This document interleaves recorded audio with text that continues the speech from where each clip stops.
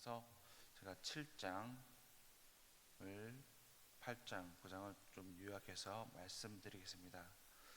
고린도서 7장은 바울은 결혼과 독신에 대해서 교훈을 합니다. 바울은 결혼하지 않는 것이 좋다고 합니다. 그러나 음행에 빠지지 않도록 결혼하는 것이 유익하다고 합니다. 결혼을 했다면 이혼을 하지 말아야 합니다. 또한 각자의 부르심에 대해서 말합니다. 각 사람은 자신의 부르심을 받은 상태, 즉 할례자나 무할례자일 때, 또 자윤이나 종이든 그리스도께서 부르신 그때에 그리스도 안에서 충실히 살아가는 것이 좋다는 것입니다. 박해와 고난의 시기를 살기에는 독신으로 지내는 것이 유익할 것이라고 생각하지만은 또 결혼하는 것도 죄가 아닌 것입니다.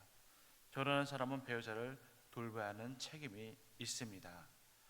8장은 우상에게 바쳐진 음식을 먹는 문제를 다루고 있습니다.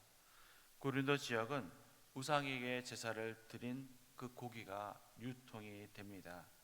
그리스도를 믿는 자들이 우상에 바쳐진 그 음식을 먹는 것은 괜찮지만은 혹 믿음이 약한 사람들이 그것을 보고 시험에 든다면은 그들을 배려하여 먹지 말라고 이야기합니다.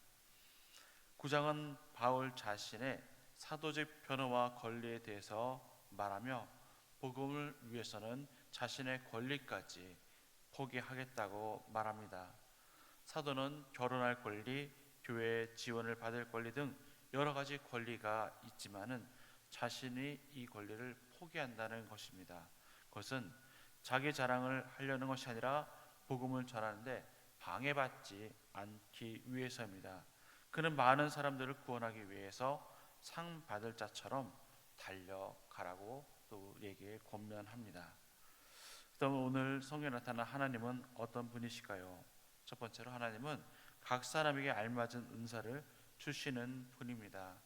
고린도전서 7장 7절과 17절 말씀 함께 읽겠습니다. 나는 모든 사람이 나와 같기를 원하노라.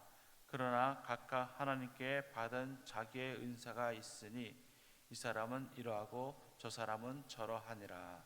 17절입니다. 오직 주께서 각 사람에게 나눠주신 대로 하나님이 각 사람을 부르신 그대로 행하라. 내가 모든 교회에서 이와 같이 명하노라. 아멘. 하나님이 우리에게 은사를 주신 것은 은사를 통해서 교회를 세워나가기 위함입니다. 모든 교인들이 만약에 찬양의 은사를 받았다면 누가 아이들을 가르칠 것이고 누가 교회를 섬길 수 있겠습니까?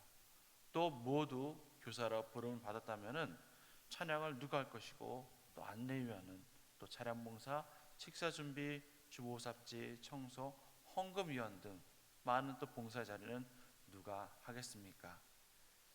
교회에서 봉사하는 것들은 높고 낮음이 없습니다. 직업이 귀천이 없다고 하듯이 교회에서 하는 모든 봉사들도 높고 낮음이 없습니다. 아무리 하찮아 보이는 봉사일지라도 그 사역은 매우 중요합니다. 그 사람에게 가장 알맞는 은사를 주시고 또 교회를 세워나가게 하셨기 때문입니다. 사람들 앞에 나서서 봉사하는 것이 중요합니다. 사람들이 그럼에도 불구하고 알아주지 않는다고 해서 그 봉사가 중요하지 않는 것은 아닙니다. 사람들이 아무도 안 보는 곳에서 청소하고 주방에서 섬기고 또 주보를 삽질하는 것도 사람들이 보지 않는다고 해서 그것이 중요하지 않는 봉사는 아닙니다. 만약 청소팀이 없다면 우리는 깨끗한 환경에서 우리는 예배드릴 수 없을 것입니다. 또 주보 삽질하는 분들이 없다면 우리는 주보의 또 많은 내용들을 함께 알 수 없습니다. 이렇듯 하나님께서는 우리 각 사람에게 맞는 은사를 주심으로 그것을 교회를 섬기고 하나님 나라를 세워가도록 하신 것입니다. 하나님이 보시기에 합당한 은사를 주신 것이고 우리는 그 은사를 통해서 교회를 끝까지 세워나가야 합니다. 하나님은 우리에게 또한 두 번째 배필을 주신 분입니다. 하나님이 아담을 창조하시고 보시기에 심히 좋았으나 돕는 자가 없으므로 하나님께서는 아담을 잠들게 하시고 돕는 배필 하와를 만드셨습니다. 사람은 완전한 존재 같지만은 완전한 존재가 아닙니다. 돕는 배필이 있어야 하는 자입니다. 고린도전서 7장 3절 말씀은 이렇습니다. 남편은 그 아내에 대한 의무를 다하고 아내도 그 남편에게 그렇게 할지어다. 부부는 자신을 주장하는 것이 아니라 상대방을 존중해야 하는 것입니다. 내 부족함을 돕는 자이기 때문입니다. 내 상대방을, 내 배필자를 내 수적 부리듯 부리는 것이 아니라 나를 돕는 자로 여기며 또 나 또한 도우며 살아가야 합니다. 나에게 도움을 주는 사람인데 함부로 해서는 안 될 것입니다. 때로는 내가 상대방보다 도움을 받지 않는 만큼 완벽하다고 생각할 수도 있습니다. 그래서 지시하고 무시하고 함부로 대하는 것입니다. 하지만 우리는 죄인으로 연약한 존재입니다. 불완전한 존재입니다. 연약한 존재라는 것을 모르는 것이 바로 연약하다는 증거입니다. 벼는 익을수록 머리를 숙인다고 합니다. 많이 배운 사람일수록 겸손해지는 것 같습니다. 우리가 TV에서 보면은 많은 것을 가진 사람들이 갑질한다 생각하지만은 실제로 말을 들어보면은 강남에서 잘 사는 사람들이 더 교양 있고 사람을 함부로 대하지 않는다고 합니다. 드라마에서 이렇게 갑질하는 사람들은 아주 극소수라고 합니다. 많이 배울수록 자신의 부족함을 알기 때문에 아마 더 겸손해지고 상대방을 더 배려하는 것 같습니다.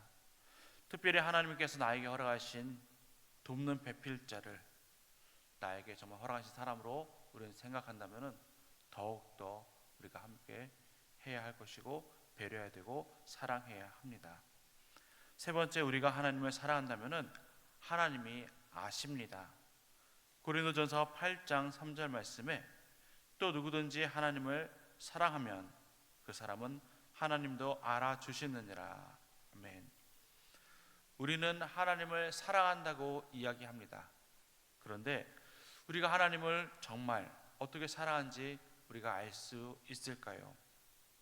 요한일서 4장 20절부터 21절 말씀입니다.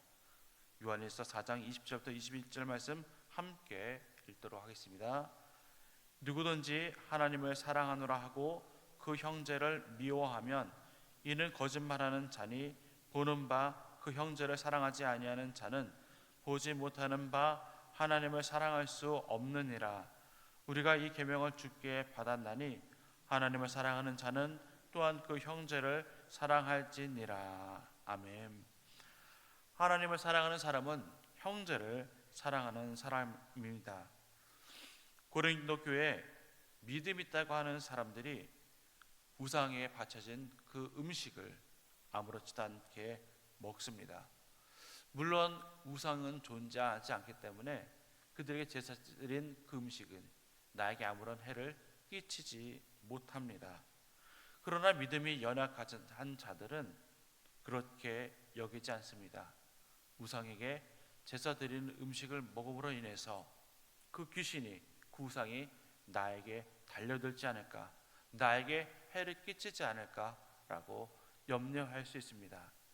그래서 믿음이 강한 사람들은 믿음이 약한 사람들을 위해서 음식을 먹지 말 것을 권면합니다. 나를 위해서가 아니라 그 이웃, 우리 형제들을 사랑해서 그들이 시험에 들지 않도록 하기 위함입니다. 결코 그 귀신을 무서워하는 것이 아니기 때문입니다. 우리 교회에서도 많은 새로운 분들이 오고 있습니다. 우리가 그분들을 배려하고 또한 그들의 관심을 갖는 것이 그들을 위하는 것입니다.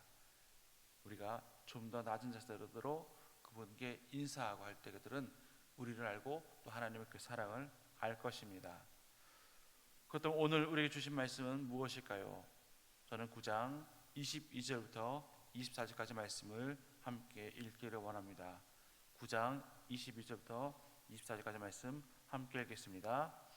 약한 자들에게 내가 약한 자와 같이 된 것은 약한 자들을 얻고자 하며 내가 여러 사람에게 여러 모습이 된 것은 아무쪼록 몇 사람이라도 구원하고자 함이니 내가 복음을 위하여 모든 것을 행함은 복음에 참여하고자 함이라.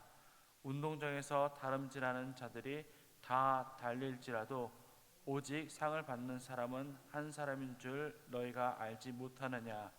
너희도 상을 받도록 이와 같이 다름질하라. 아멘. 바울은 복음을 전하기 위해서 자신이 포기한 것이 있음을 말합니다. 자신은 사도로서 누려야 될 것들이 있습니다. 그럼에도 불구하고 자신은 그것을 포기했다고 이야기합니다. 왜냐하면 그것을 포기함으로 더 많은 사람들에게 복음을 전할 수 있기 때문입니다. 유대인들에게 가서 유대인의 복음을 전하기 위해서는 유대인과 같이 되었고, 또 이방인들에게 복음을 전할 때는 이방인과 같이 그들을 이해하였습니다. 약한 사람에게 복음을 전할 때는 그가 약한 사람처럼 되어서 그들에게 복음을 전한 것입니다. 자신의 것을 가지고 내 것을 지키고자 내 것을 인해서 그들에게 복음을 전할 수 없는 경우가 생기지 않도록 그는 자신의 모든 것들을 다 포기하고 오직 복음에만 전하는 모습으로 그는 다가갔습니다. 바울은 몇 사람에게라도 더 복음을 전하기 위해서 이와 같이 행했다고 말합니다. 우리는 그 한 영혼 한 영혼을 귀하게 여겨야 할 것입니다. 그래서 그들에게 다가와서 내 자존심, 내 환경, 내 것을 다 내려놓고 그들이 구원을 받을 수 있도록 우리는 그들에게 복음을 전해야 할 것입니다. 바울은 우리에게도 달리기 선수가 상 받기 위해서 최선을 다해서 달려가듯 우리도 복음을 전하는 자로서 최선을 다할 것을 당부합니다. 누구는 복음을 전하고 누구는 복음을 전하지 않아도 되는 그런 것이 아니라 우리 모두에게 주신 은사는 달라도 그 은사를 통하여서 하나님을 증거하고 또 복음을 전하는 자로서 우리에게 주심을 우리는 알아야 할 것입니다. 복음은 전해도 되고 안 전해도 되고 하는 것이 아니라 오늘 또한 우리에게 살아가는 이 한 날이 또 복음을 증거하는 저 여러분에게 주신 한 날인 것을 믿으시길 바랍니다. 바울이 달려간 그 길도 우리도 끝까지 따라 달려가길 간절히 소망합니다. 함께 기도하겠습니다. 할렐루야. 참 좋으신 하나님 아버지,